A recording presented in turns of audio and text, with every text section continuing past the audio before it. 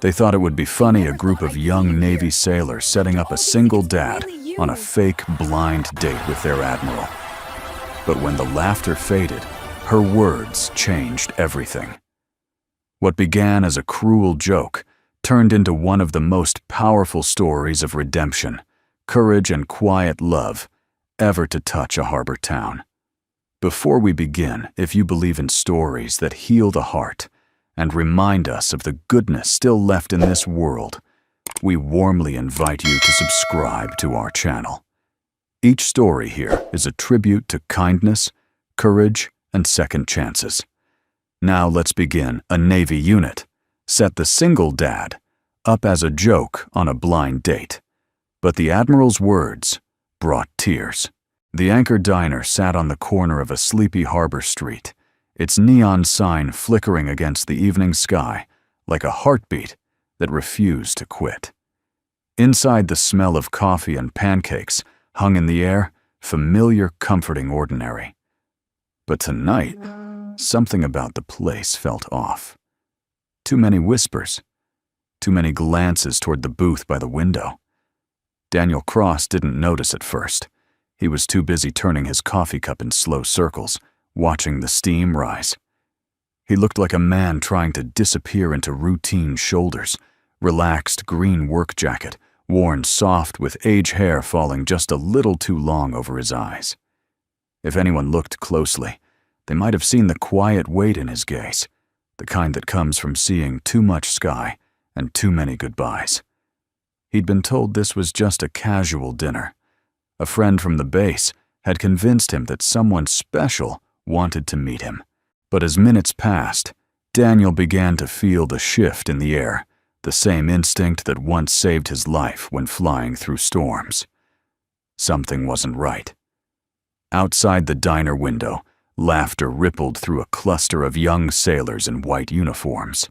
They pressed close to the glass, pretending to joke among themselves, but their grins were too wide, their eyes too fixed on him. Daniel exhaled slowly.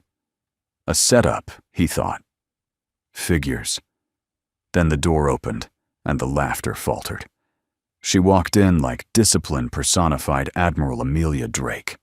White uniform, immaculate dark hair, pulled tight into a bun, ribbons catching the dim diner light.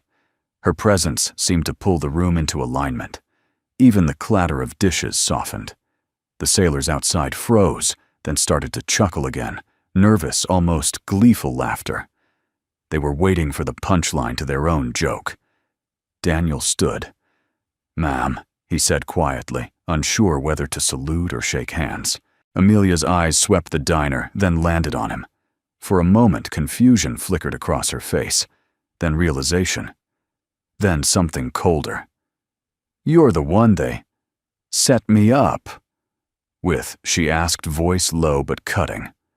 "I suppose so," Daniel replied, half smiling. Though I wasn't aware there was a ranking system for blind dates.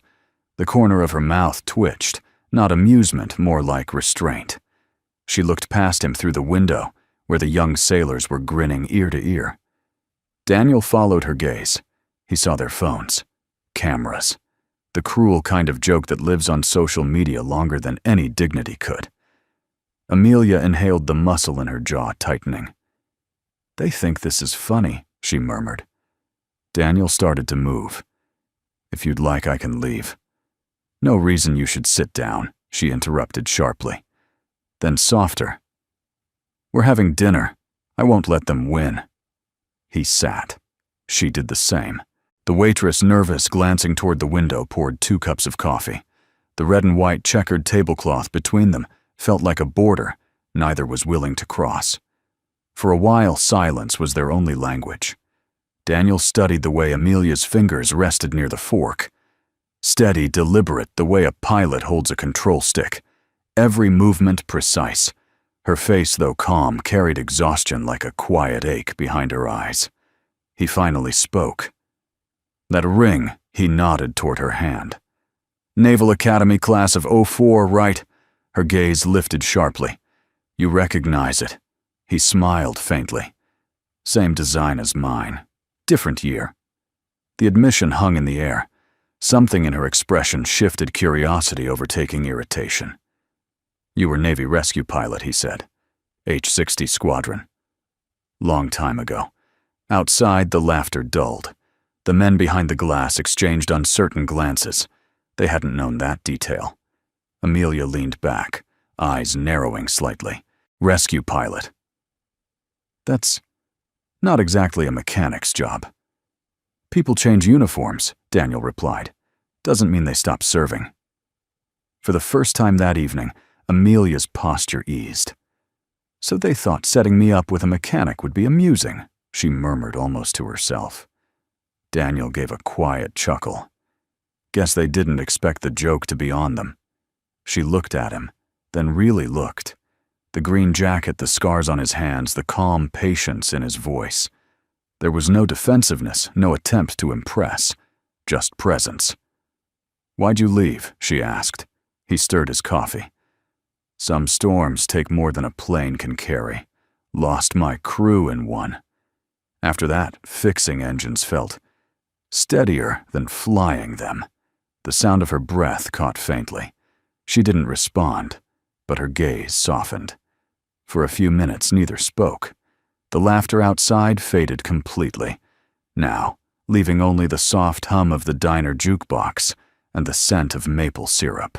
Finally, Amelia said quietly, "They'll regret this." Daniel shook his head. "Don't bother. They're just kids. They'll learn eventually." She studied him, how easily he forgave, how little pride clung to his words. Admirals weren't used to humility that wasn't weakness. Yet here it was, sitting across from her, unshaken. Outside the window, the sailor's laughter turned uneasy, as Amelia's eyes met theirs through the glass steel unwavering. In that gaze, rank meant less than respect. The crowd scattered like gulls in wind. Amelia turned back to Daniel. "I suppose I owe you an apology," she said. "For what?" "For being part of their joke." He smiled, a weary kindness in it. "You showed up. That's apology enough." The waitress brought their plates, pancakes and eggs, steaming in the soft diner light. For the first time, Amelia allowed herself a small smile. "Do you always order pancakes for dinner?" she asked.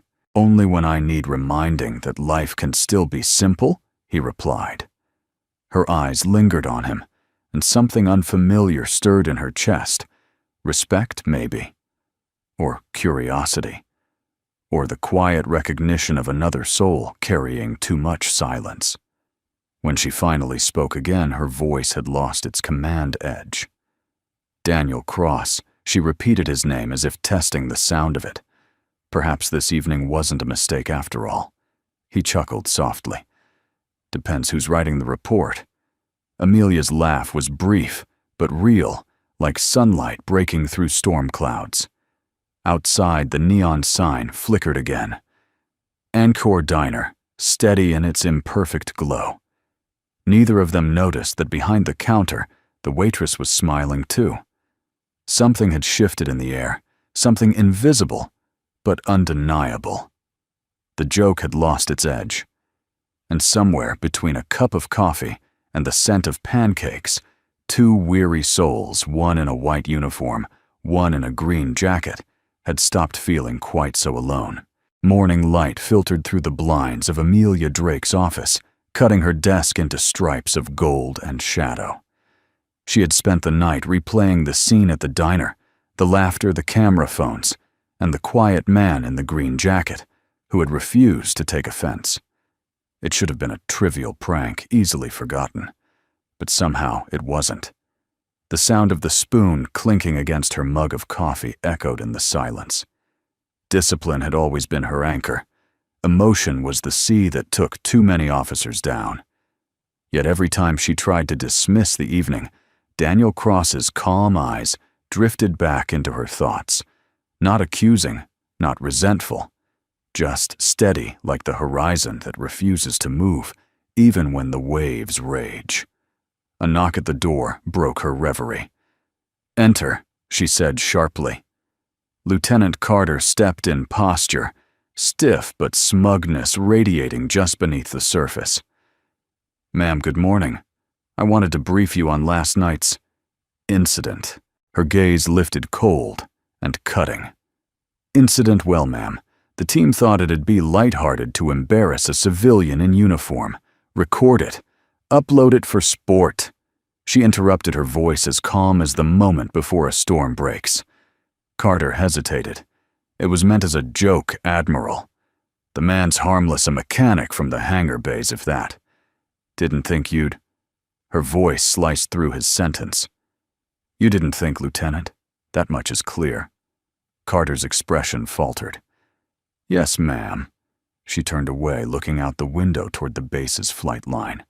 Helicopters gleamed under the morning sun, their blades motionless machines, waiting for purpose.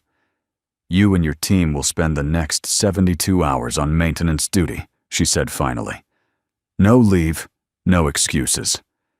And if I hear of another joke like this, I will personally ensure it becomes a permanent mark on your record."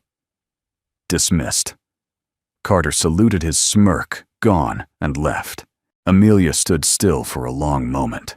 Her reflection ghosted in the window. The perfect officer pressed, uniform, immaculate posture, and yet something unsettled beneath the surface.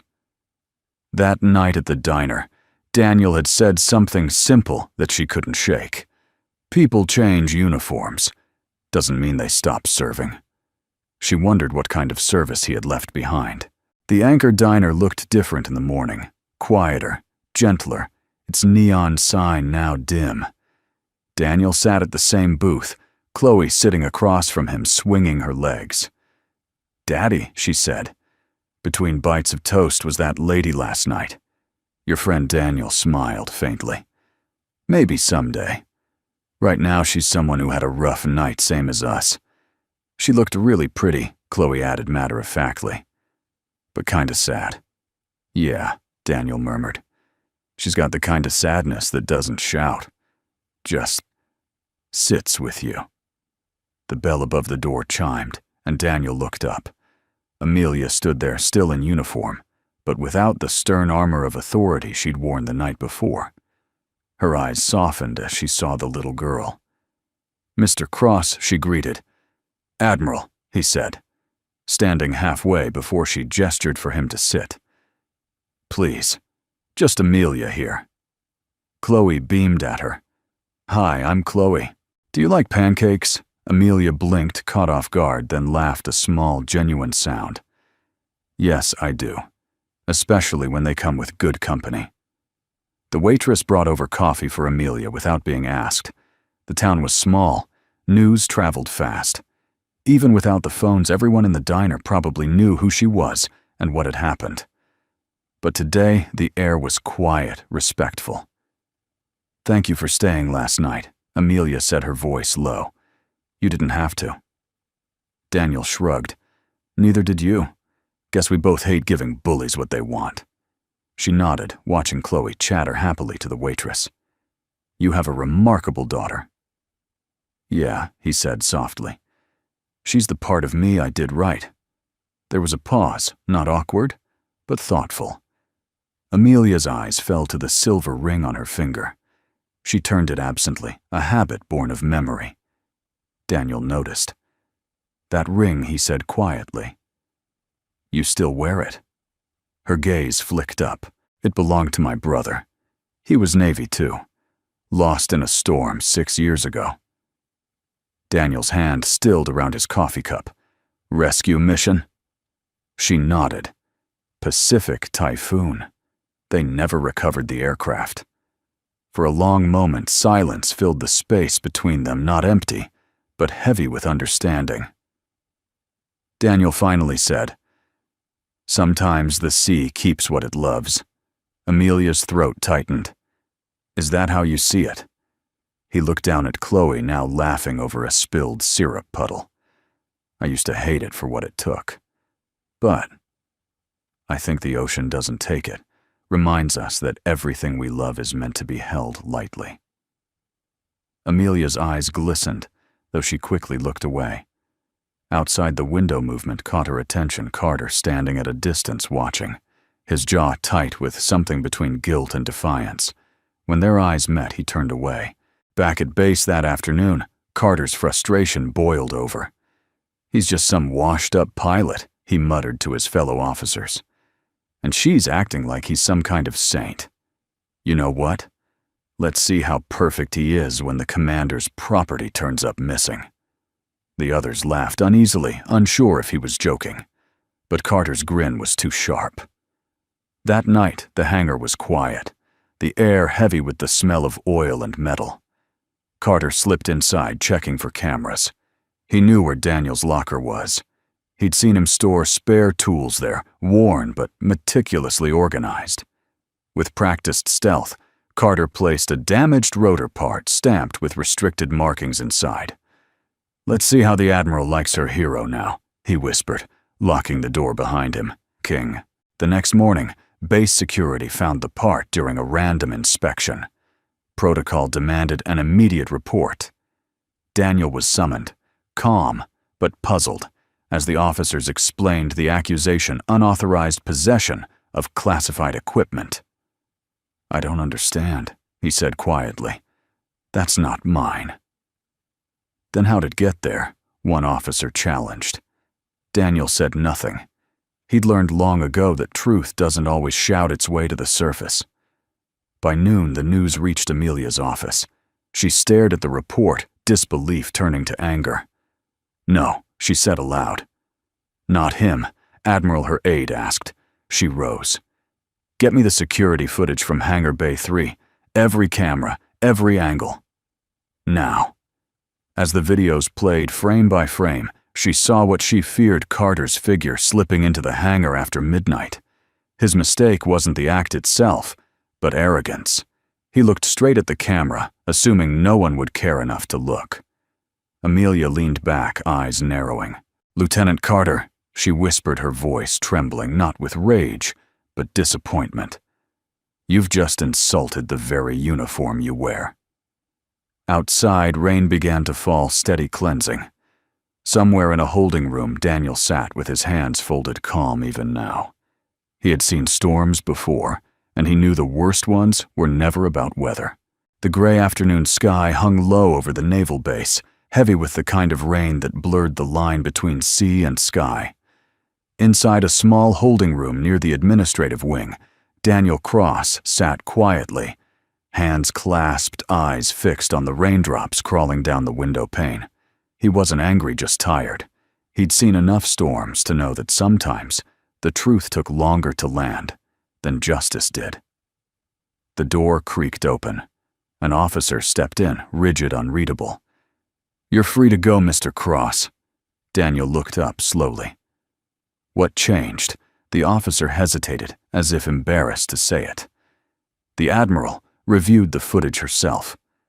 Daniel nodded once, standing with quiet dignity. She would. When he stepped outside, the rain had turned to a light drizzle. At the far end of the corridor, Admiral Amelia Drake stood with her cap tucked under one arm, her hair slightly damp, her expression unreadable. "I came to tell you personally," she said when he approached. "You're cleared." It was Carter. He didn't smile, didn't gloat. "I figured as much. I've already placed him on suspension pending inquiry." Her voice softened. "For what it's worth, Daniel, I'm sorry."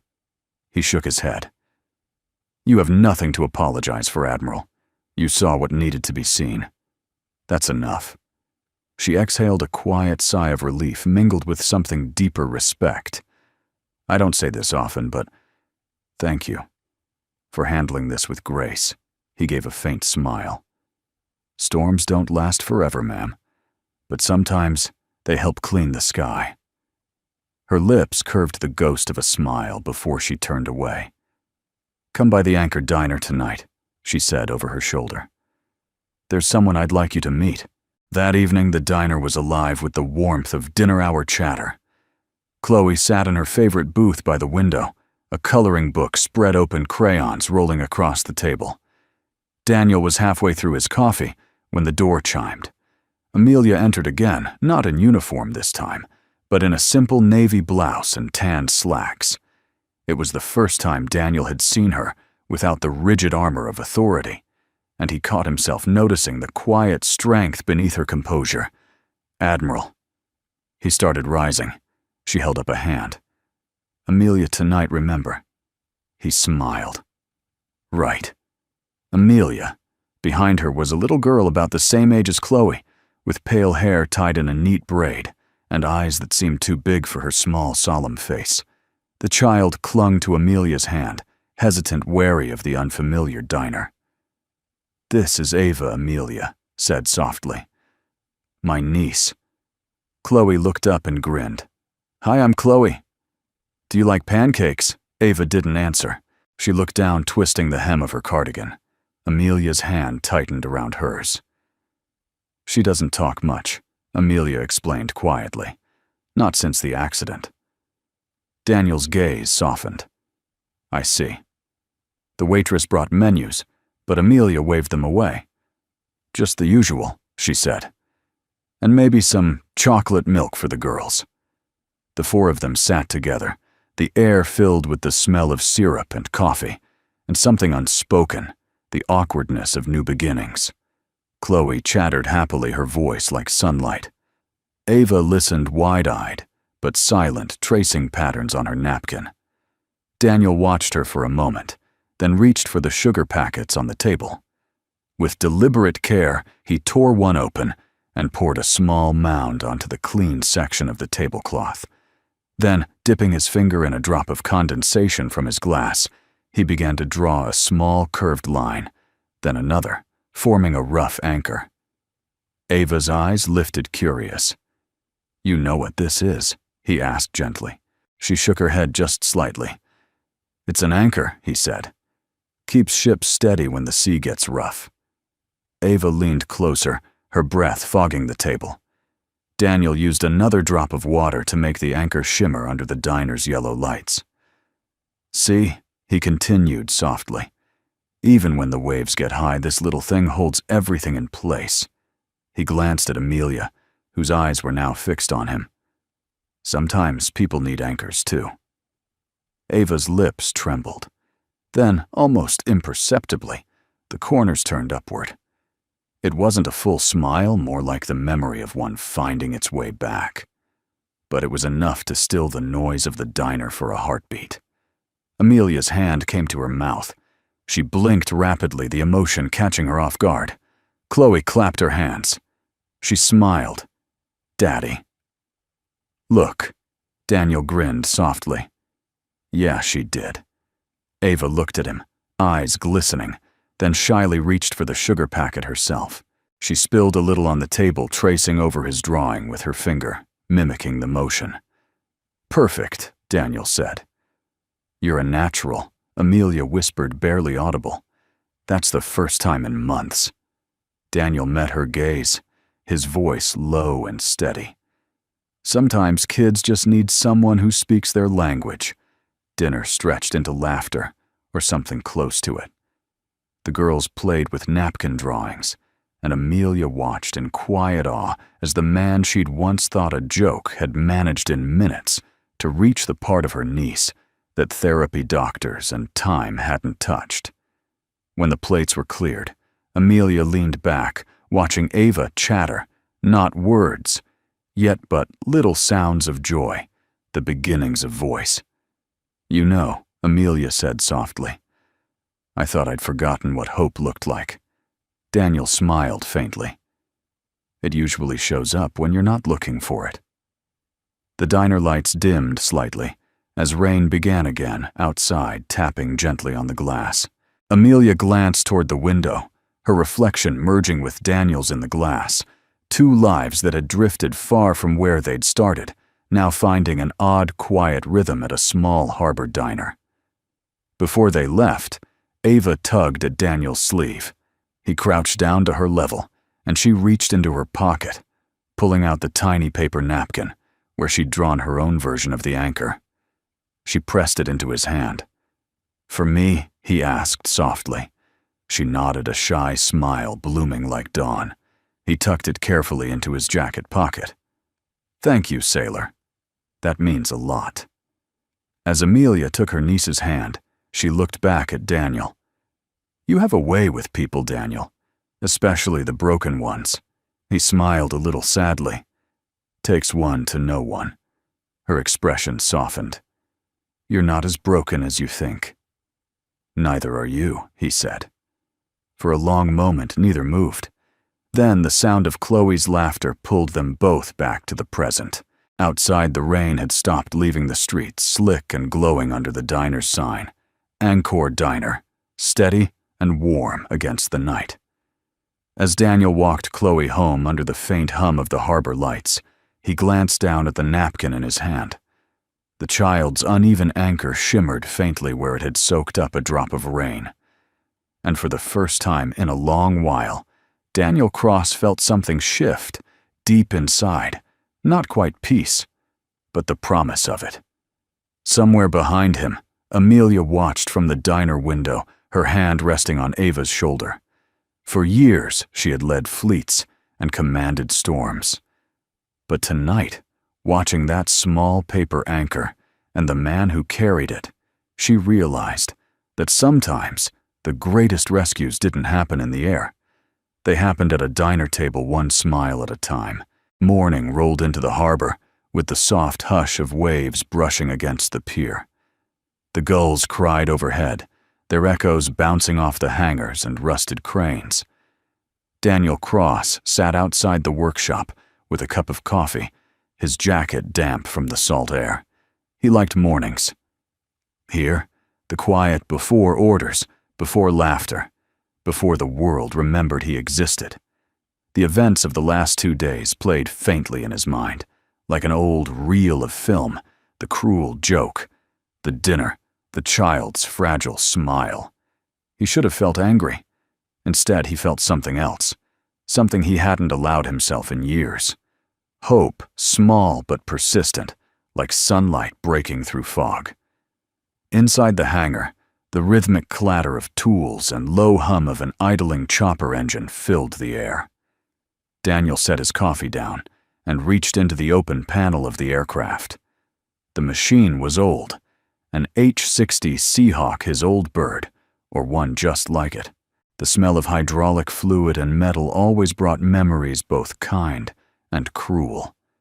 The voice startled him. You still work like a pilot. He turned. Admiral Amelia Drake stood in the doorway, dressed down in a gray sweater and jeans, her hair loose around her shoulders. She looked almost human now, not the distant steel figure that haunted command halls.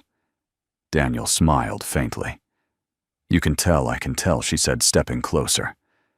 You move like someone who's still flying even with his feet on the ground. He returned to his work. Old habits. You spend long enough in the air, you start hearing engines when you sleep. Amelia leaned against the doorframe, crossing her arms. That was your squadron, wasn't it? The rescue team lost during the typhoon off Okinawa. Daniel's hands stilled. For a moment, he didn't breathe. You've done your homework, he said. Finally, voice quiet. I had to, she replied. After what happened with Carter, I wanted to know who we almost ruined for sport. Daniel's gaze remained on the machinery. It was 6 years ago. Storm Charlie. We were evacuating a stranded freighter crew. My bird took a lightning strike, lost hydraulics. We went down hard. Her eyes softened. You were the only survivor. He nodded slowly. The sea kept the rest. For a long moment, neither spoke. The air was thick with unspoken ghosts. Amelia said gently, Why didn't you stay in a man with your record? Could have had any post he wanted. Daniel gave a quiet, sad laugh. You don't come back from a crash like that. The same man, Admiral. The Navy didn't need a pilot who flinched at thunder. She stepped closer, her voice softening. You're wrong about that. The Navy needs men who remember what loss feels like. They're the ones who save lives. He looked at her, really looked. Beneath the calm authority, he saw the same exhaustion he carried, the kind, born not of duty, but of surviving it. And what about you? He asked. You still remember. Her lips parted, but no sound came. Daniel gestured toward the distant docks. You mentioned your brother. Same storm. She nodded. Different mission. His ship capsized trying to provide rescue coordination. He was the reason I joined command instead of staying in flight. I thought, if I could control the skies, maybe I could stop another family from getting that call. Daniel turned back to his tools, his expression unreadable. Did it work? Amelia gave a hollow smile. I don't know. I saved people. I buried others. Sometimes the math doesn't balance, no matter how hard you fight the ledger. For a long time, the only sound was the faint whir of a distant generator. Daniel tightened one last bolt, then shut the panel with a firm metallic click. You know, he said, every pilot has one story they never tell, the one that makes them stare at ceilings at 3 a.m. That's the one that teaches you what kind of person you really are. Amelia studied him. And yours? He met her eyes. Mine was realizing that surviving isn't the same as living. Something flickered across her face, a flash of empathy, raw and unguarded. She hadn't expected philosophy from a man who fixed engines. Before either could speak again, the hangar door opened. Lieutenant Carter stood there, flanked by 2 MPs. His uniform was immaculate, but his face carried the stiff mask of someone trying not to show fear. Admiral, he began, voice low. I came to apologize. Daniel's posture remained calm, though his eyes hardened slightly. Amelia's tone was sharp but measured. You will speak, Lieutenant, but understand, apologies don't erase actions. Carter nodded, throat tight. Yes, ma'am, he turned to Daniel. Sir, I don't know what I was thinking. It was stupid. I let pride turn into cruelty. I saw how the Admiral respected you and his voice cracked. I wanted to bring you down to my level. I was wrong. Daniel regarded him quietly for a long time before speaking. You're young. You'll make mistakes. But if you wear this uniform, you owe it more than laughter at another man's expense. Carter's eyes glistened. I understand. Amelia dismissed him with a nod, then waited until the hangar door shut. You handled that better than I would have. Daniel smiled faintly. I've been on the other side of that uniform too many times. Anger doesn't teach much. She looked at him, at the man who'd been humiliated, framed, and still carried himself with quiet decency. You remind me of why I joined the Navy, she said softly. And you remind me why I left, he said, half smiling. They both laughed, the tension easing for a moment. Outside, the rain had stopped, and sunlight spilled through the high windows, glinting off Amelia's hair. For a fleeting instant, Daniel imagined what she'd look like without the weight of command, just a woman standing by the sea, smiling. Amelia broke the silence first. You know Ava hasn't stopped drawing anchors since that night. She even taped one to my office door. Daniel chuckled. Sounds like she's found her symbol. She's found more than that, Amelia said softly. You gave her back a piece of herself. He shook his head. No, Admiral. She just needed someone to remind her that storms end. Amelia studied him quietly. You talk like a man who's still waiting for his to end.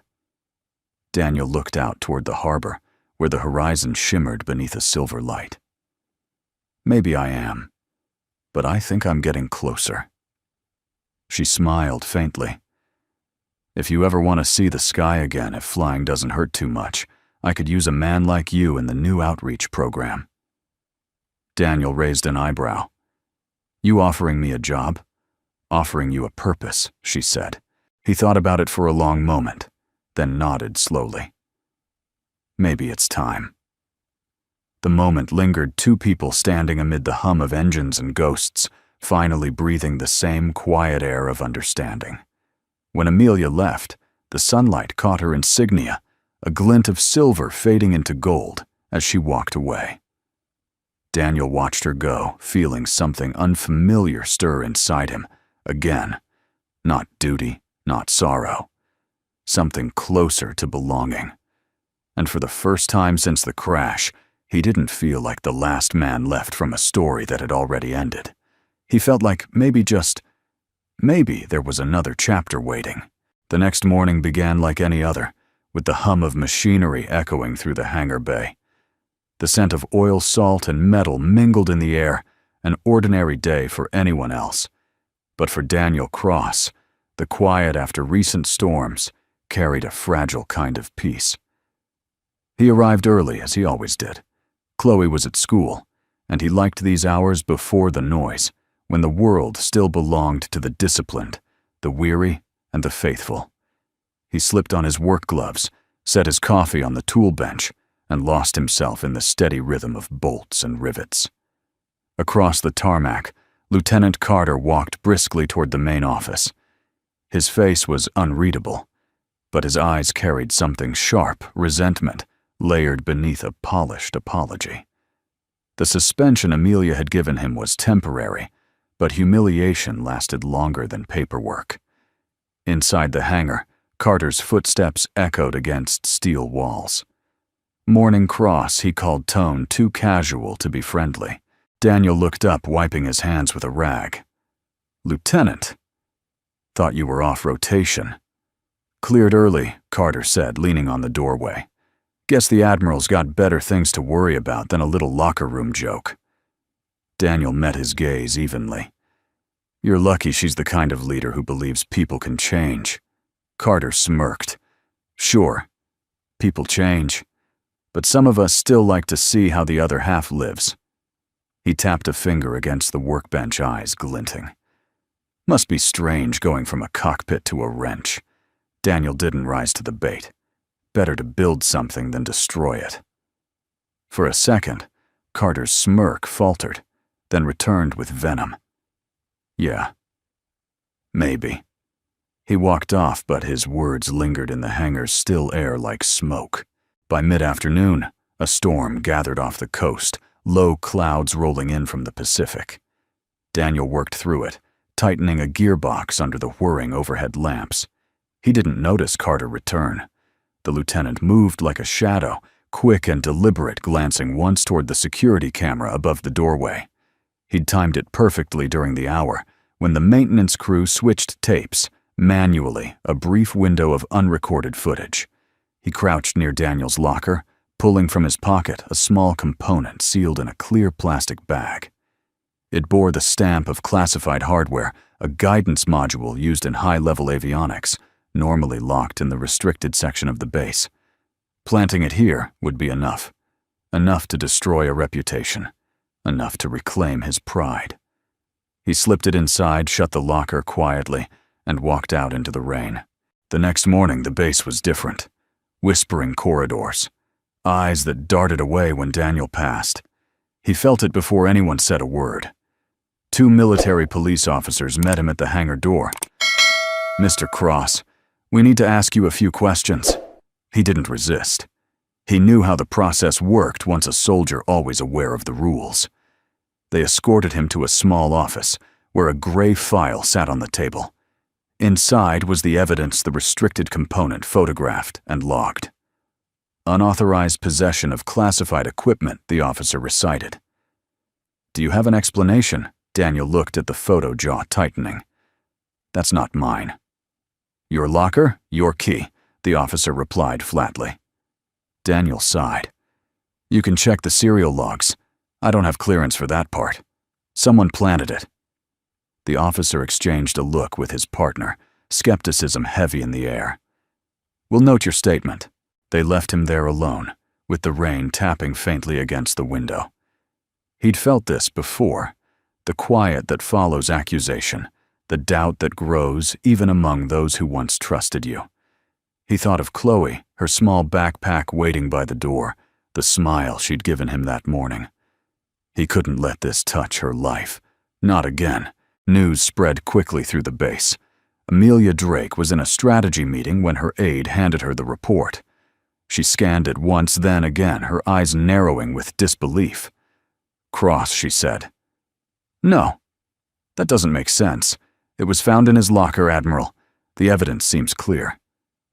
She stood abruptly.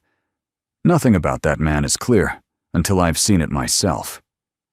Her heels clicked sharply against the corridor floor as she headed toward the security wing. The MP straightened when she entered.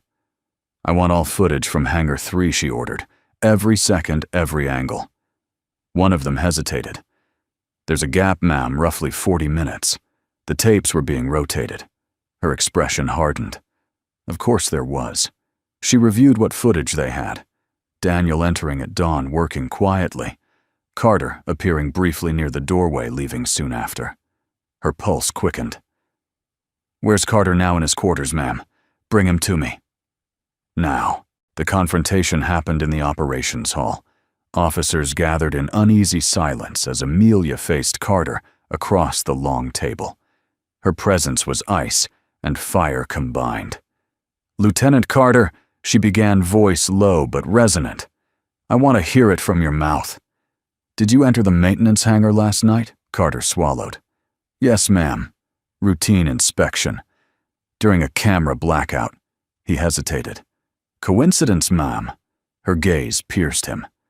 A coincidence that a restricted component was later found in a civilian mechanic's locker.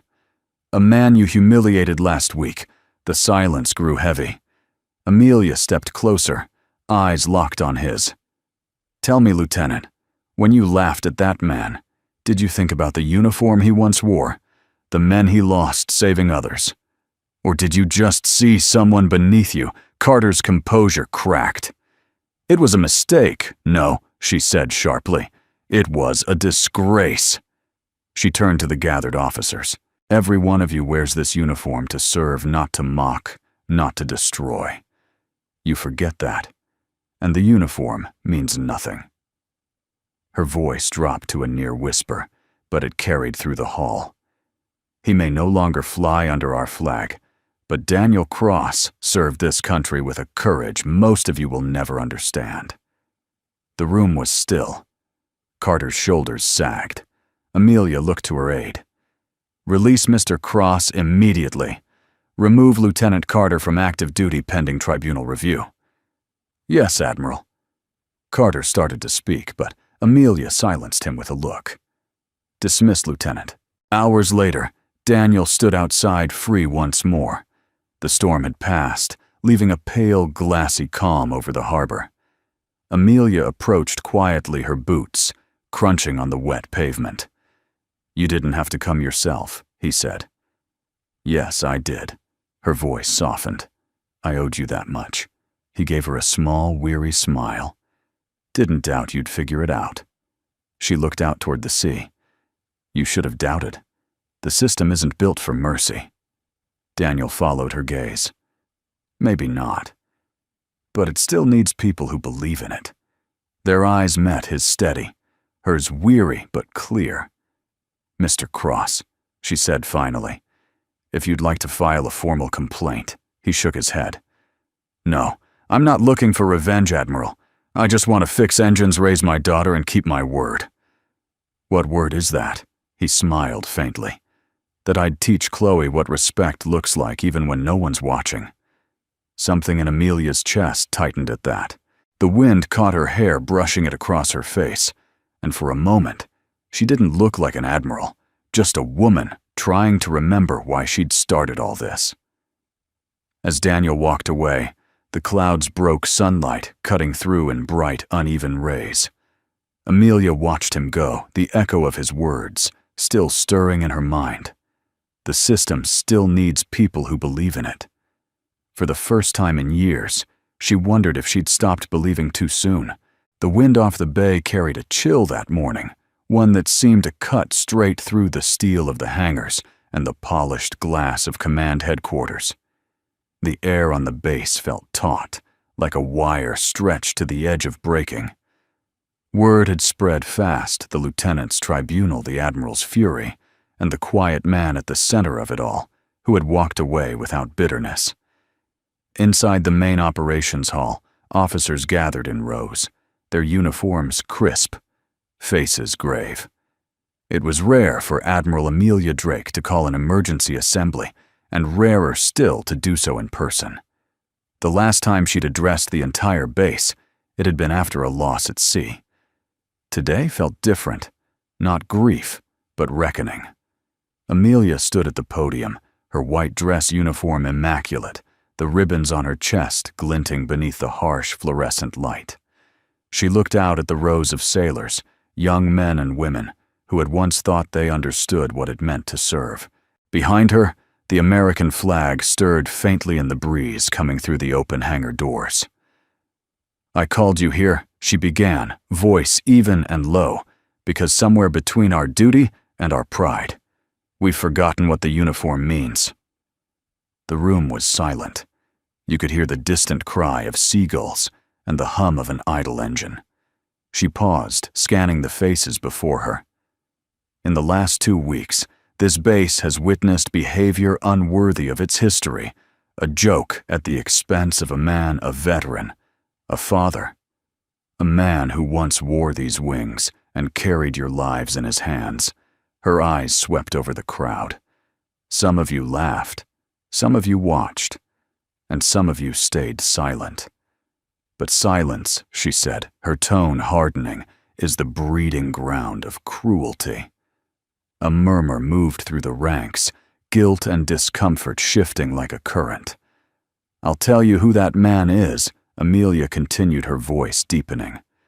"His name is Daniel Cross. Once he flew under the call sign Falcon 6, leading a rescue squadron through a typhoon off Okinawa. His entire crew was lost saving others. He was the one who lived." The silence deepened.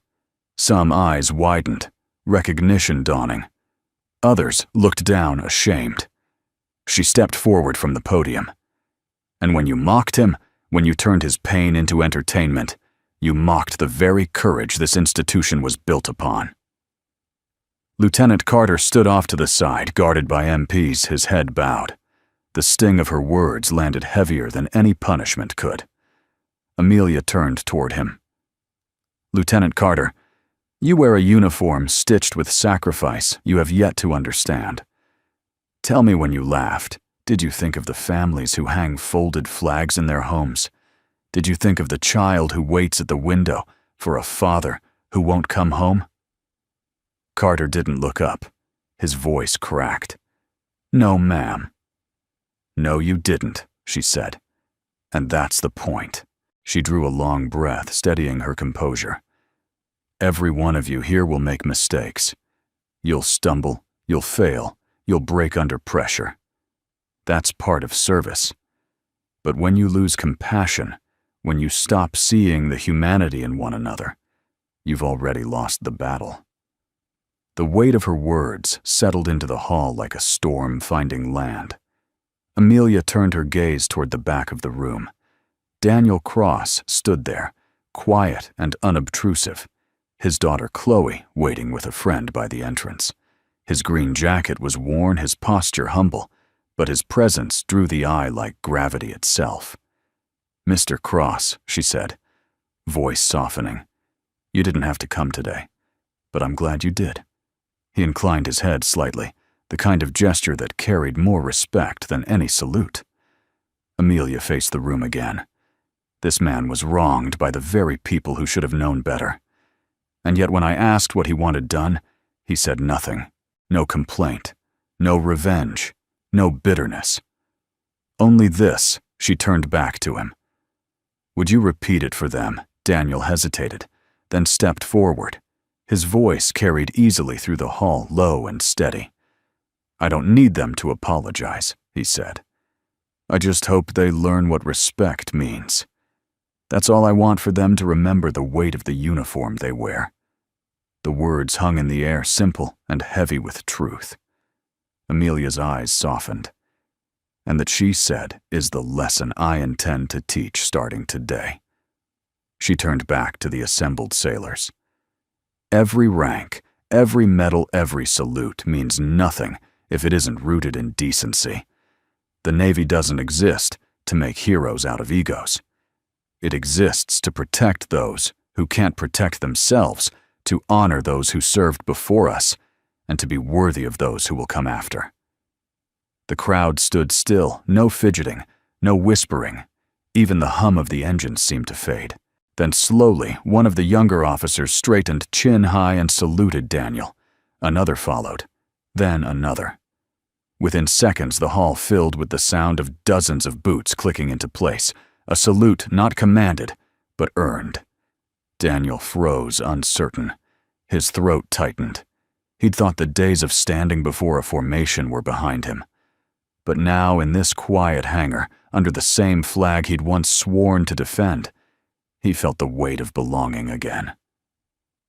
Amelia turned toward him, her own salute crisp and sharp. "For valor beyond rank," she said quietly. Daniel blinked, his eyes glistening.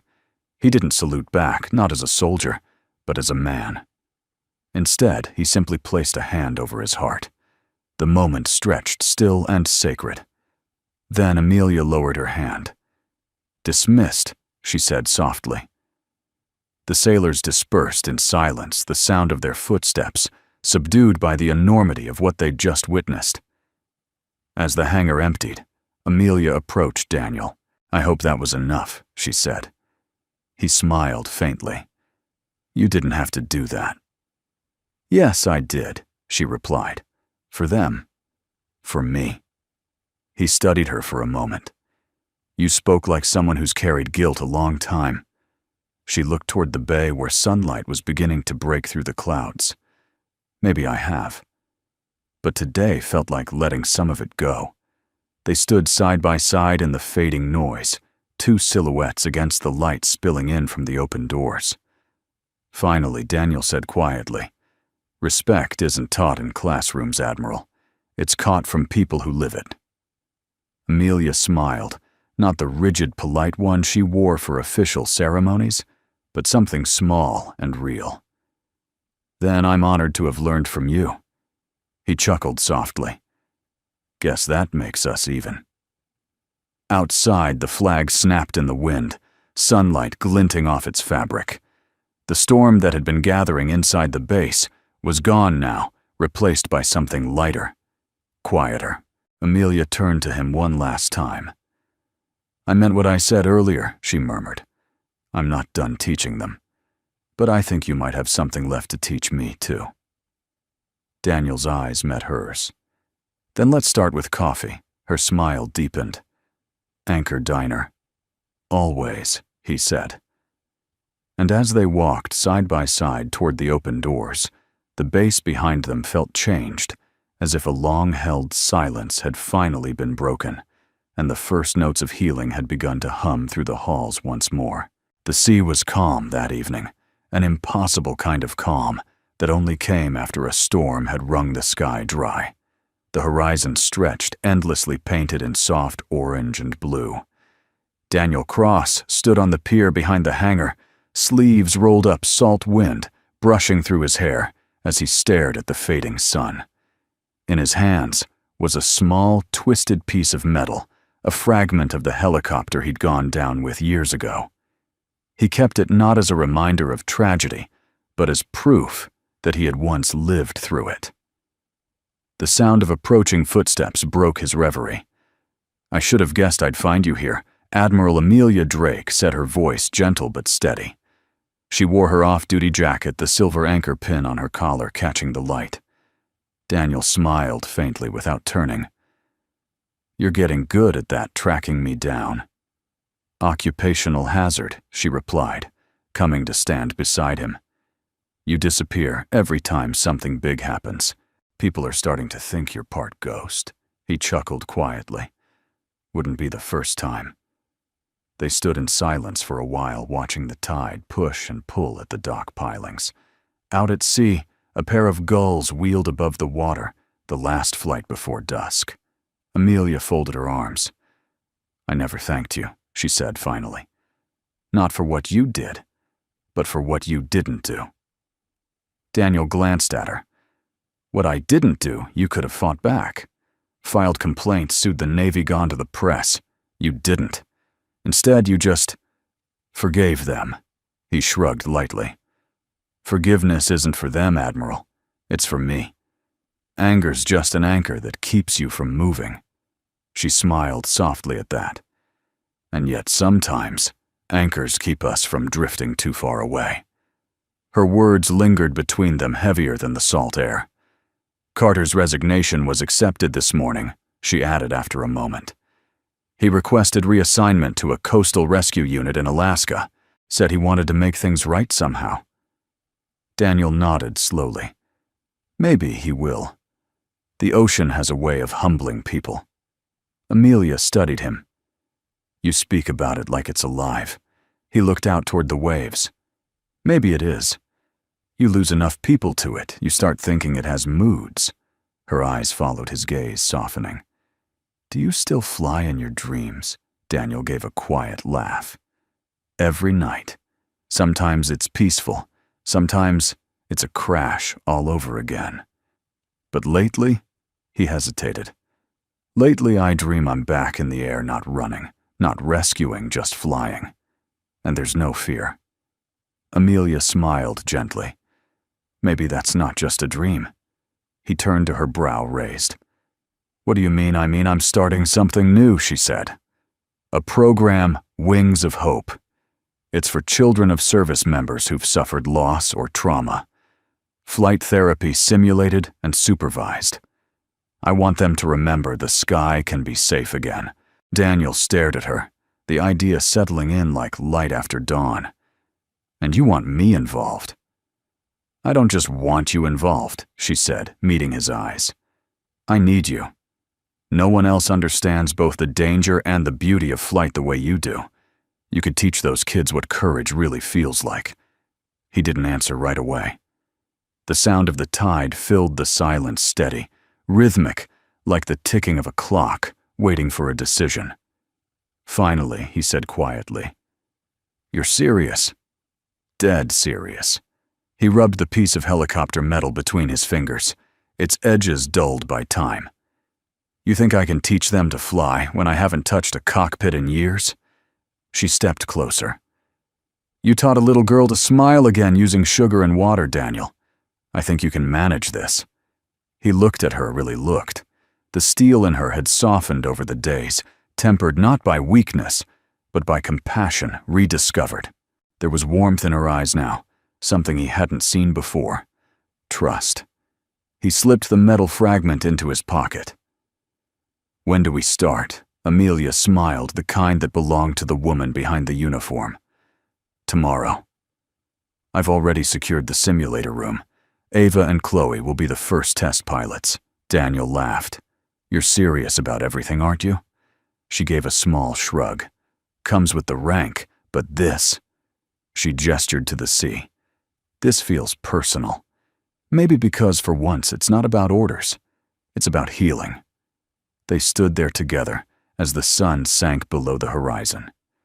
The world turned gold, then violet, then blue. You ever notice, Daniel said softly, how quiet it gets right before the stars come out? Amelia looked up. Maybe it's the universe holding its breath. He smiled faintly. Or maybe it's giving us one last chance to make peace before the dark. For a moment she didn't respond.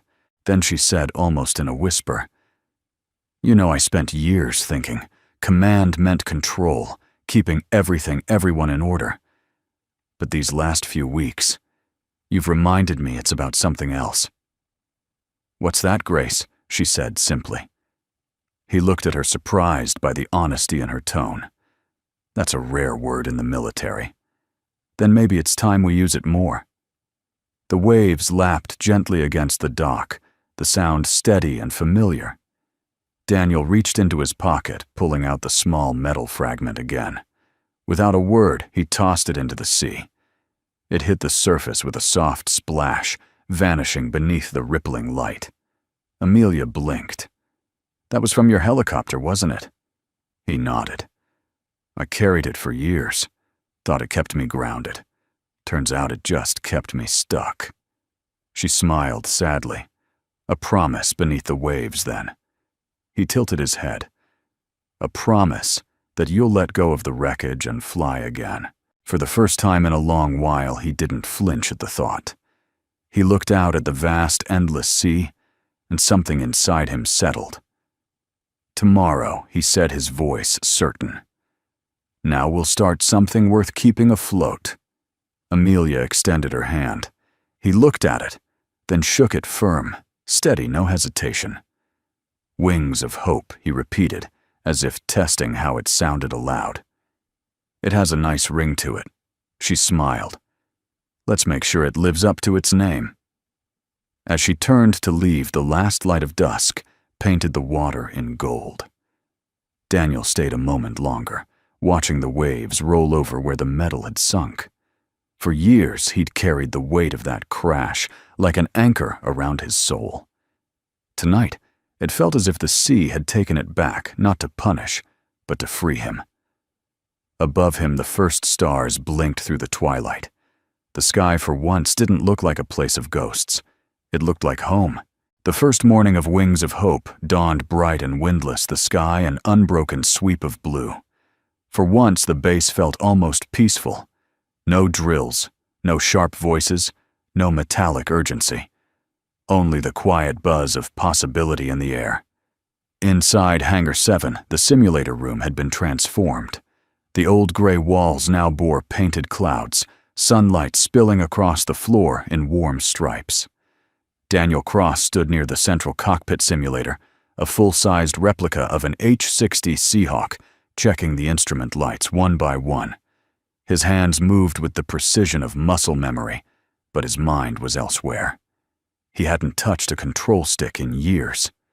The metal under his palms still felt alive, humming, waiting. Part of him wanted to believe it was just another machine, but his heart knew better. It was a ghost of everything he had loved and lost. Behind him, the door opened. "Morning," Captain Amelia Drake said lightly. He smiled without turning. "I'm not a captain anymore, Admiral." "Not officially," she said, stepping closer. "But I've noticed people still stand a little straighter when you walk into a room." He laughed softly, shaking his head. "That's because I make them nervous." "Good. It keeps them honest." She looked around the hangar. "You did all this yourself?" "Mostly," he said. "Couple of the engineers helped with the wiring. I just wanted it to feel less like a machine and more like a promise." She studied him for a moment, then nodded approvingly. "A promise. I like that." The sound of footsteps and laughter echoed from the hallway, high-pitched, hesitant laughter. Chloe burst in first, her ponytail bouncing, followed shyly by Ava, who clutched a small paper anchor in one hand. "Morning. Daddy?" Chloe called, running to hug him. "Hey, kiddo." He lifted her easily into his arms, then smiled at the second girl. "Good morning, sailor." Ava smiled back, small, uncertain, but real. "Morning," she whispered. Amelia froze. Her breath caught. It was the first time she had heard her niece speak in months. Daniel looked over at Amelia, eyes soft with quiet triumph. "Seems she's ready."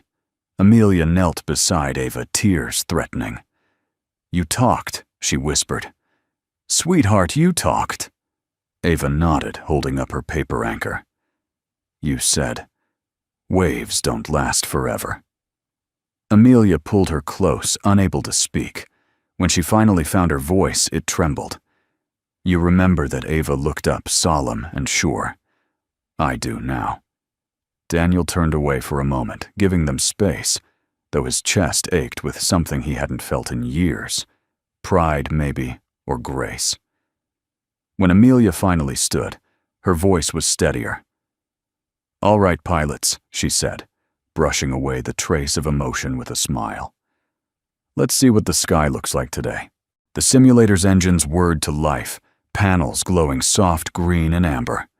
Chloe and Ava climbed into the seats, wide-eyed, their small hands gripping the mock controls. Daniel adjusted the settings carefully, ensuring every gauge was gentle, every motion smooth. He crouched beside them. "Okay, co-pilots," he said with mock seriousness. "Rule number 1. Flying isn't about control, it's about trust." "Trust?" Chloe asked. He nodded. "You trust the plane, trust the person beside you, Trust yourself. That's how you stay steady when everything else shakes. Ava's brow furrowed. Even in storms, especially in storms, he said softly. He showed them how to guide the simulator through takeoff, easing the throttle, feeling the lift. The screen before them filled with sky and distant coastline. Chloe gasped, gripping the controls tighter. "Look, Ava, we're flying." Ava's face lit up. "We're really flying." Amelia stood behind the glass wall watching. Her heart swelled at the sight. Two children who had lost so much finding joy again through motion, sound, and imagination. And Daniel, standing there, guiding them with patience and warmth, looked more alive than she'd ever seen him. She turned to her aide. "Record this session," she whispered. "Every second." Inside, Daniel leaned closer to Ava, who hesitated as the simulated wind picked up. The helicopter screen shook slightly, rain streaking across the display. Ava's voice quivered. "It's a storm." Daniel placed a reassuring hand on her shoulder. "I know. But storms don't last. They never do." "I'm scared," she said softly. "I know," he replied. "But remember what you said this morning." Ava looked down at her paper anchor taped to the console. The words she'd written in her uneven handwriting glowed in the soft light. "I won't sink." Daniel smiled. "Say it out loud." Ava swallowed hard. "I won't sink." Again, her voice grew stronger. "I won't sink." The simulator steadied the clouds clearing on the screen. She laughed, a bright ringing sound that filled the hangar like sunlight, breaking through storm clouds. Amelia pressed her hand to her lips. Tears blurred her vision, but she didn't look away. When the simulation ended, Daniel powered down the system. Chloe unbuckled, first running to hug him. Ava followed slower, but with that same radiant grin. "You both did incredible," he said, kneeling so they could see his face. "You didn't just fly, you faced the sky." Amelia stepped in as the lights dimmed. "That was..." Her voice faltered. "That was more than I hoped for." Daniel smiled softly. "They did all the work. I just gave them the sky." She looked at him, eyes bright. "You gave them more than that. You gave them their voices." He shrugged lightly. "Kids just need someone to remind them they're stronger than fear." Amelia hesitated, then said quietly, "So do adults." Their eyes met through the glow of the fading monitors. For a long moment, the room was silent except for the faint hum of cooling engines. "You were right," she said at last. "This isn't about the Navy. It's about healing. For them. For me. For you." Daniel exhaled slowly, his expression softening. "Maybe we all crash for a reason so we can help someone else learn to fly." Outside, the clouds broke open sunlight streaming through the hangar windows. The girls ran toward the light paper anchors fluttering in their hands. Their laughter echoed through the vast room, a sound so pure it seemed to chase away every shadow. Amelia turned back to Daniel, her voice almost a whisper. "You've turned a joke into a miracle," he smiled. "No, Admiral. You did. You gave it a name." She looked at him, something unspoken in her eyes, respect, gratitude, maybe even something gentler. "Then let's make it last," she said. He nodded. "We will." As they watched the girls dance in the golden light, it struck Amelia that this, not medals, not command, not duty, was what leadership was supposed to look like. The quiet kind that healed instead of ordered, that lifted instead of judged. And for the first time in years, she felt lighter than the uniform on her shoulders. It began the way storms always do not, with thunder, but with whispers. 2 weeks after the first Wings of Hope session, a video began to spread across the internet. At first, it appeared harmless, grainy footage taken through a diner window. The image showed Admiral Amelia Drake and a man in a worn green jacket sitting together, laughing over coffee. The caption, however, was poison. When the Admiral falls for the janitor. Navy discipline gone soft. Within hours, military gossip pages, veteran forums, and social media feeds had seized upon it. Words like unprofessional, embarrassing, and inappropriate multiplied like cracks across a windshield. The story that had once been a quiet act of kindness now roared back as a scandal. By dawn, Amelia's phone wouldn't stop ringing. She sat in her office, sunlight still pale through the blinds, scrolling through headlines that twisted truth into ridicule. Her coffee sat untouched. The knock at her door came softly. "Come in," she said, not looking up. Daniel stepped in, cap in hand. "I heard." She finally met his eyes. "Of course you did. Everyone has." He closed the door quietly behind him. "They'll forget in a week." "No," she said flatly. "They won't. The internet doesn't forget, Daniel, and neither does the Navy." He studied her face, calm, composed, but stretched thin. "You did nothing wrong. Tell that to the Joint Ethics Board." He frowned. "They called a hearing this afternoon," she said. "A public one." Daniel's voice dropped. "Because of a joke that wasn't yours to begin with." Amelia looked down at the screen again. "The problem isn't the joke. It's the woman who refused to play along with it." For a long moment, the only sound was the low hum of the ceiling vent. Daniel crossed the room, resting his hands on the edge of her desk. "You don't owe anyone an apology," he said quietly. Her lips curved in a bitter smile.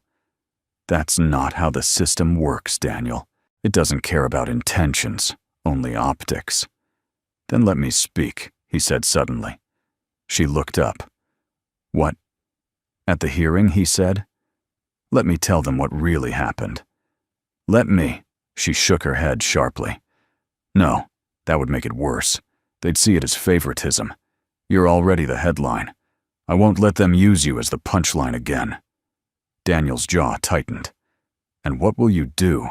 "Sit there while they tear you apart. I'll do what I've always done," she said softly. "Stand my ground." By the time the hearing began, the auditorium was full.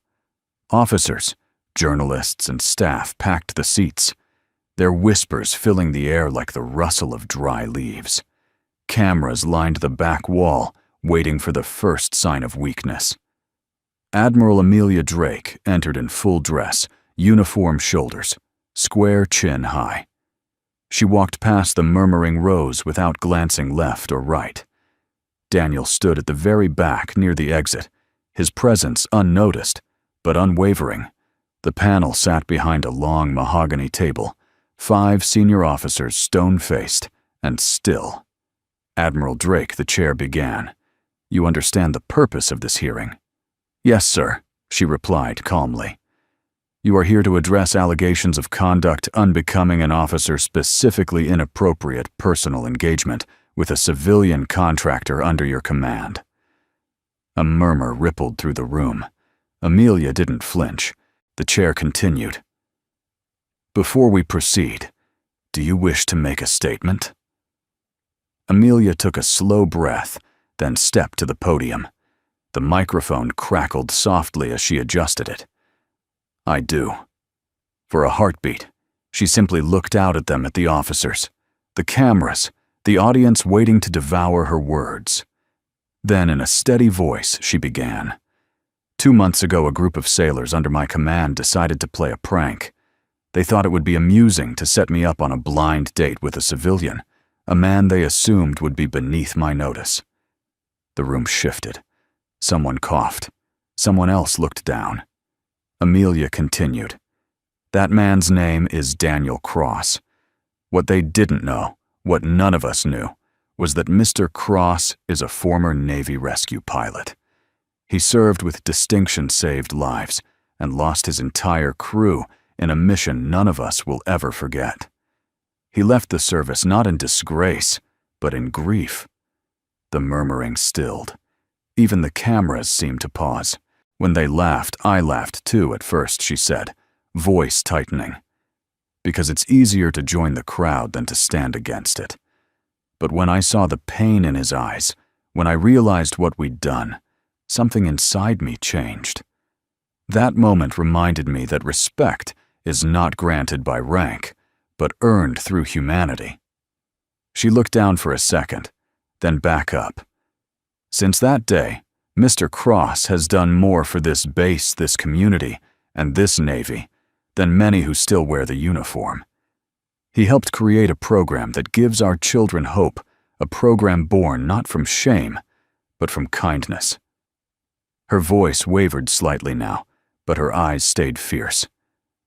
So if this hearing is to decide whether I acted unbecoming of an officer, then yes, I plead guilty. Guilty of compassion.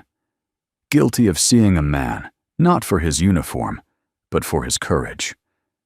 Guilty of believing that the Navy should stand for more than protocol. It should stand for people. The silence that followed was absolute. From the back of the room, Daniel's throat burned. He wanted to step forward to speak, but he knew she didn't need saving. Not this time. The chair finally spoke, his tone uncertain. Admiral Drake, are you aware that your remarks may be interpreted as defiance toward this institution? Amelia smiled faintly. If kindness is defiance, sir, then perhaps it's time this institution is reminded what we're defending. A long pause. Then, unexpectedly, a sound, faint at first, then growing applause. It began somewhere near the back rows, a few hesitant claps that built into a wave. Even some of the officers on the panel looked away, ashamed of the cameras recording their faces. Amelia stood still, her chin lifting slightly, not in pride, but peace. The chair rapped his gavel once. Order. But the echo of the applause refused to die down. Daniel felt the tightness in his chest release. For the first time in years, he saw a leader, not the uniform, not the authority, but the heart of one. After the hearing, Amelia stepped outside into the bright afternoon. The sea wind hit her face, cool and liberating. Daniel was waiting near the steps. "How'd it go?" he asked quietly. She gave a weary smile. "They'll issue a formal review. But I think the verdict's already been written in people's hearts." He nodded. "You spoke the truth. That's all anyone can ask." She looked out at the ocean. "Funny, isn't it? A few weeks ago I was teaching others about strength. Turns out I had to learn it all over again." Daniel's gaze followed hers. "The sea's good at that, reminding us we don't get to stop learning." They stood there a while, the sound of the waves below them steady grounding. Amelia turned to him, eyes soft. "Thank you, Daniel, for giving me something worth defending." He smiled quietly. "I didn't give you anything, Admiral. You just remembered what was already there." A gust of wind carried the smell of salt and sunlight between them. The scandal might rage a while longer online, but in that moment, it no longer mattered. Because truth, once spoken from the heart, has a way of silencing every storm. The weeks that followed the hearing brought a rare kind of quiet to the naval base, not the uneasy silence of fear, but the soft calm that comes after people have seen truth and can no longer deny it. The gossip had died down, replaced by something different: respect. For Admiral Amelia Drake, the storm had reshaped everything. She found herself walking through corridors once filled with whispers, now lined with quiet nods. Even those who had doubted her now met her gaze with a sense of humbled recognition. But she wasn't thinking about herself that morning. Her thoughts were on wings of hope. The program had grown faster than anyone expected. What began as a single simulator and 2 little girls had become a small movement. The base gym now held model aircrafts, therapy drawings, and laughter echoing through the halls. Children of veterans and sailors came every Saturday, guided by Daniel Cross and a handful of volunteer pilots. It was healing the way Daniel always said it would: not loud, not dramatic, but steady like waves carving patience into stone. That morning, Amelia sat in her office, staring at a letter she had written and rewritten a dozen times. It was addressed to the Naval Board, a formal proposal to make Wings of Hope a permanent department. She wanted Daniel to lead it. Officially. She had just sealed the envelope when there was a knock at the door. "Come in," she said, setting the letter aside. Daniel stepped in wearing his old green jacket over a freshly pressed shirt, his hair longer now brushed against his collar. He looked different, lighter, as if the world had finally loosened its grip. "You wanted to see me, Admiral?" he asked. Amelia smiled faintly. "You still call me that, it's habit," he said, sitting across from her. "Besides, it suits you." She leaned back, eyes glinting. "And you, Mr. Cross, are impossible to insult. How's training going?" "Better than I expected," he said. "The kids don't care about rank. They just want someone to believe they can fly. Chloe's been teaching Ava how to steer in the simulator." "She's a natural," Amelia said warmly. "Like her uncle, perhaps." He gave a small smile, but said nothing. The memory of her brother, the man lost at sea, still hovered between them. Sometimes, a ghost neither could quite name, but both could feel.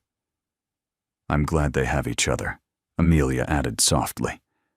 "Children shouldn't carry silence alone." Daniel nodded. "None of us should."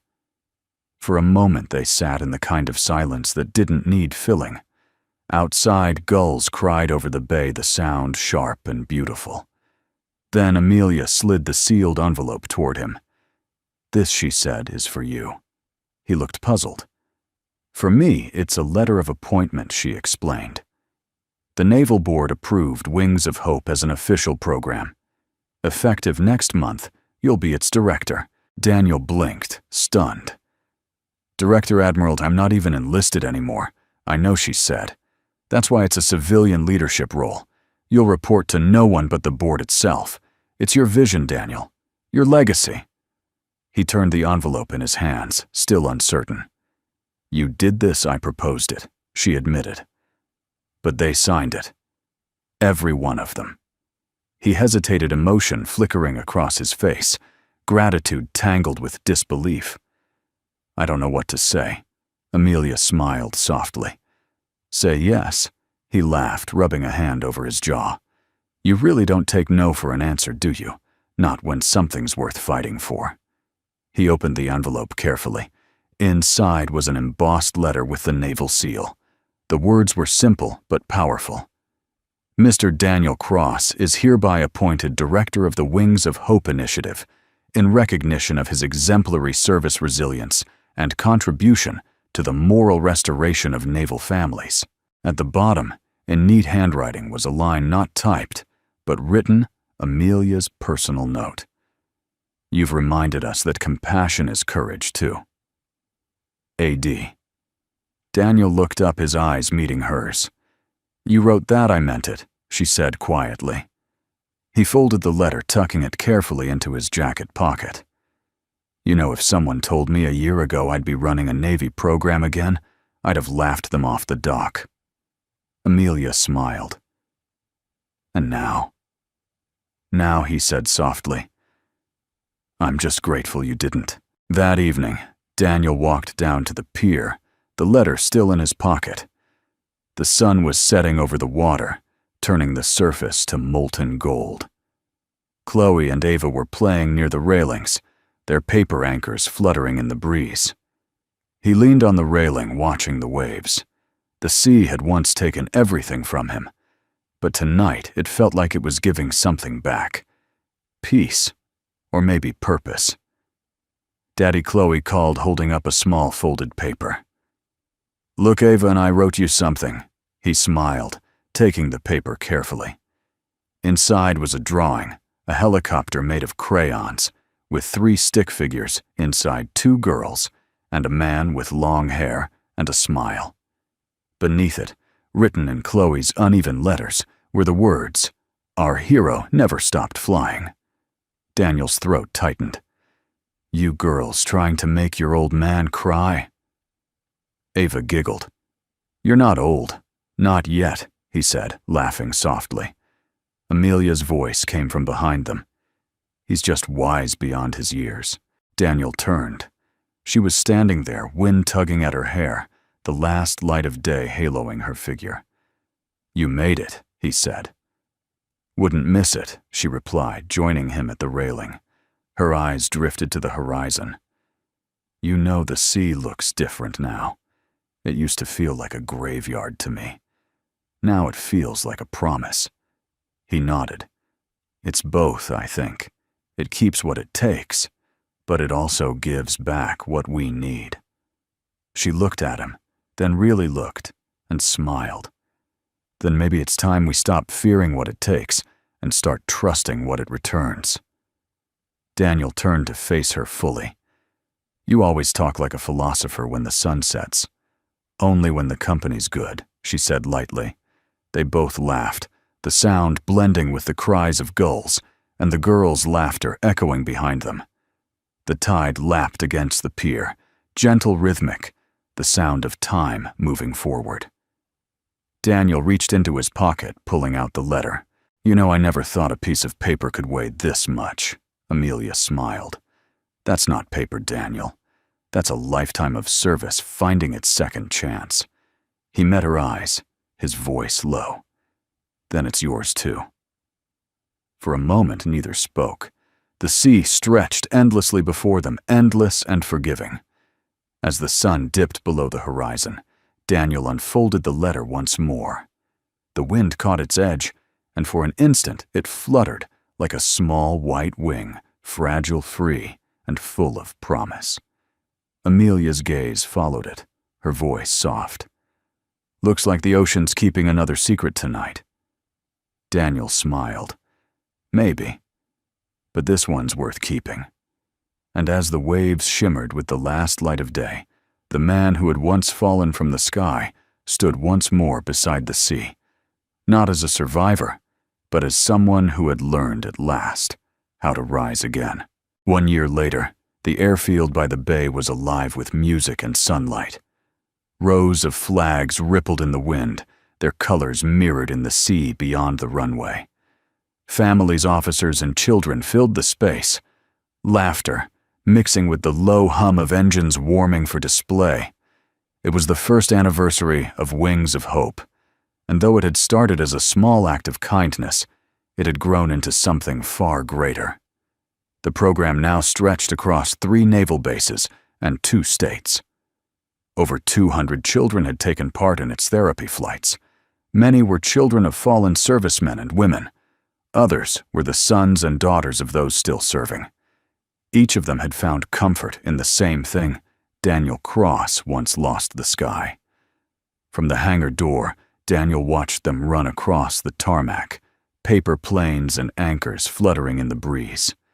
He still wore the same old green jacket, its fabric faded, but familiar. His long hair was tied back, now his posture lighter, steadier. For the first time in years, he looked like a man, not haunted by the past, but shaped by it. "Director Cross," a voice called. He turned to see a young officer jogging up holding a clipboard. "Sir, the press team's setting up near the stage. Admiral Drake asked if you could join her before the ceremony." Daniel smiled. "Of course." He followed the officer out into the sunlight. The stage stood near the flight line, draped in banners of blue and white. A podium had been set with the Navy crest, but Amelia Drake stood off to the side, speaking quietly with a few journalists. She turned when she saw him. There she was in her white dress uniform, sunlight catching the medals on her chest, hair pinned perfectly. Yet there was something softer about her now. The steel of command was still there, but it had been tempered by something warmer. Humanity. "Daniel," she said, smiling. "Right on time, as always." He grinned. "Only because I learned from the best. Flattery doesn't work on admirals. Then maybe it's gratitude." She laughed quietly. "Better. Much better." Behind them, Chloe and Ava were playing near one of the simulators on display for guests. They'd grown taller, louder, and even more inseparable. Chloe had her father's quiet confidence. Ava her aunt's determination. Together they were the heart of what Wings of Hope had become. "Hard to believe it's been a year," Daniel said, watching them. Amelia nodded. "And to think it all began with a cruel joke." He smiled. "Some storms clean the air, Admiral. Others plant seeds." Her eyes softened. "You always did have a poetic way of looking at life." "Occupational hazard," he said. "Spend enough time in the sky, you start seeing metaphors in the clouds." They stood together in silence for a while, watching the crowd gather. The ceremony was about to begin. When Amelia took the stage, the audience quieted instantly. The wind tugged at the edge of the flag behind her as she began to speak. "Ladies and gentlemen," she said, her voice carrying easily over the speakers, "today we celebrate something extraordinary, not just a program, but a promise." Wings of Hope began with the simple belief that courage is not the absence of fear, but the choice to rise above it. She paused, glancing toward Daniel. "A year ago, a man reminded me that rank and title mean little without heart.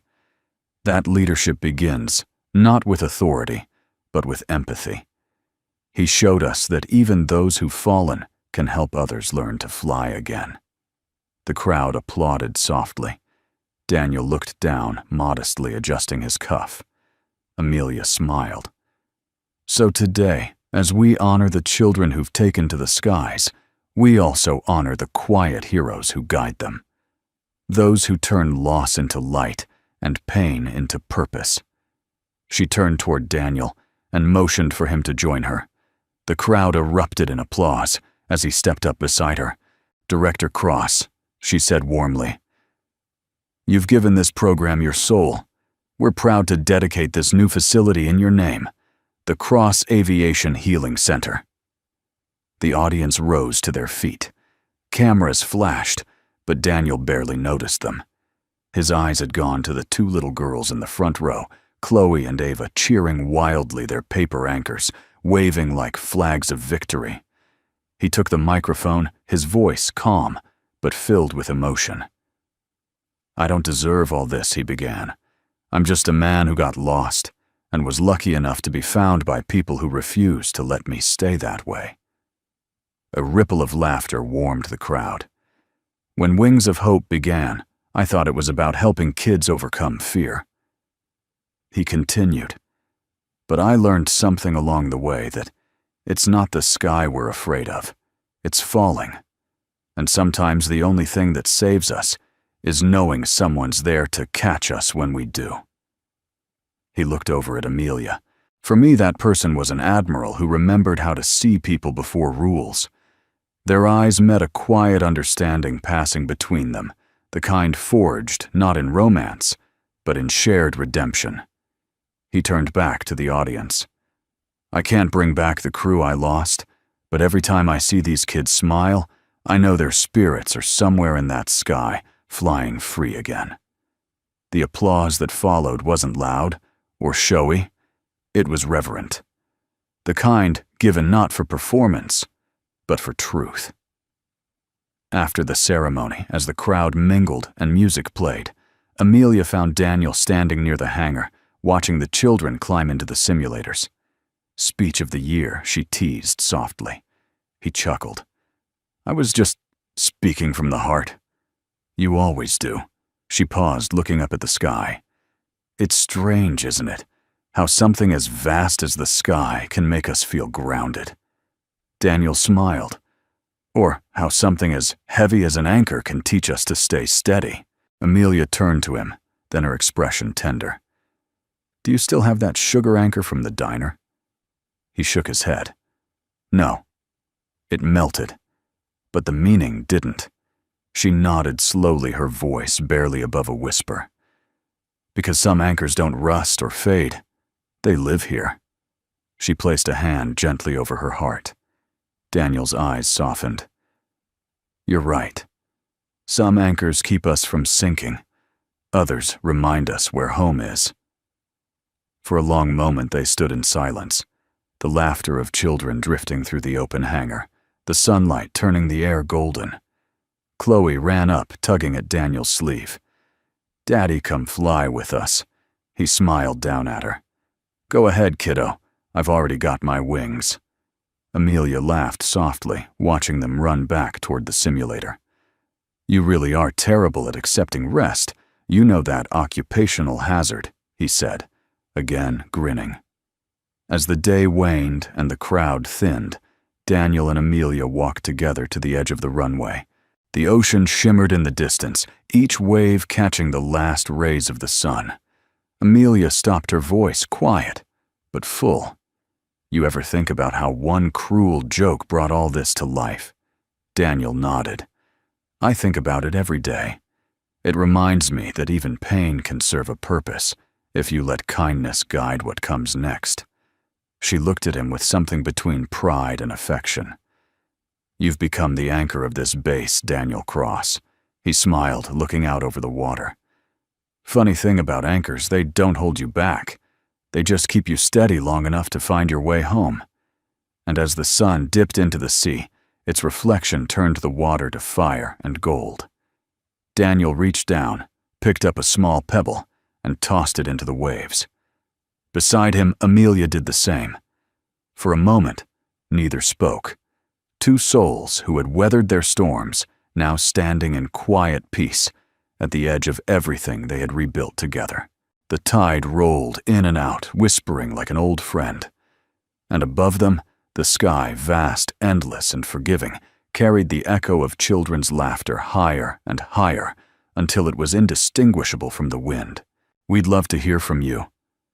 Where are you watching this story from? Whether you're by the coast, in a quiet small town, or somewhere far from the sea, your presence here means the world to us. If this story touched your heart, or reminded you of someone who still believes in kindness and second chances, please take a moment to subscribe to our channel and join our growing family of listeners who believe that good stories can heal the soul. Thank you truly for spending your time with us today. Your support keeps these stories alive and reminds us that no matter how far we drift, there's always an anchor waiting to bring us home.